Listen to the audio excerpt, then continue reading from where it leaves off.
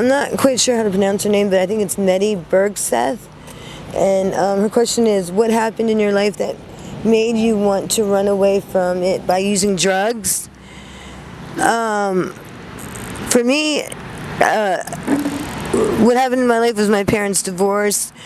It made me at 12, I kind of felt like I was the reason why my mom and dad divorced, because I told my dad that my mom didn't come home that night, so my dad found out that she was cheating on him.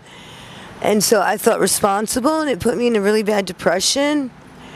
And my dad took us from our mom, and I was going through puberty.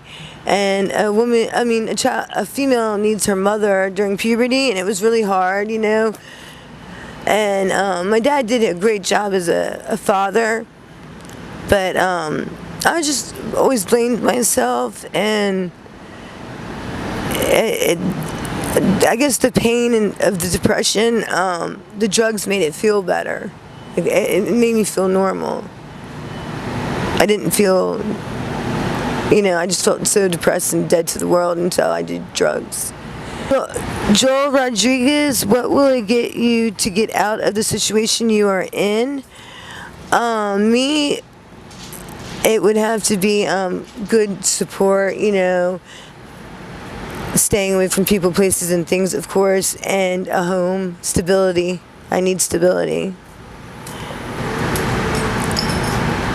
Let's see. Okay, Nanette Emerly, do you realize your addiction is affecting more people than just yourself, even if they are not in contact with you? And yes, I have a son that's in college, and I know, my son knows that I love him. I hope he knows that I love him. I believe that he knows that. My sister is a great mom. She couldn't have children. And I just know that I did affect him, but I think the effect is kind of reversed, because I think me not being around him had made him go down a good path, and now he's in college to become a scientist, and he does not do drugs, and he will not smoke cigarettes because he saw what it did to me.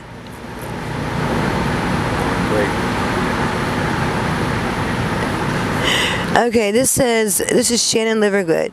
It says, you could ask them if you had a place that offered ketamine for the drink. Would you go and get clean, or what are your biggest triggers that keeps you doing it? Because mine was thinking of the needle and bags, but I have 15 years clean now on methadone. I don't understand that question. It said, you could ask them if you had a place that offered ketamine for the drink. Oh, giving ketamine for the drink withdrawal. I don't think that's a good idea at all.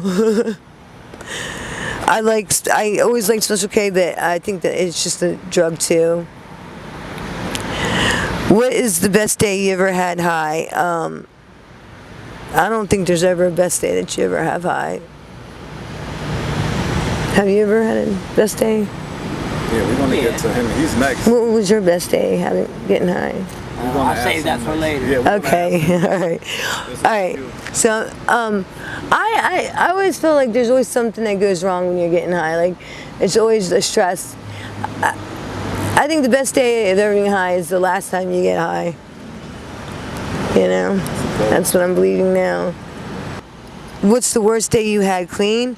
Oh, the worst day would be the days that you are in your full-blown withdrawal, because the hours seem very, very slow, and you just want to get through that day so you can get to the next day, so you can just get it over with, and it drags. Time slows down, because when you're high, it goes fast, and then when you're stopped getting high, it just drags.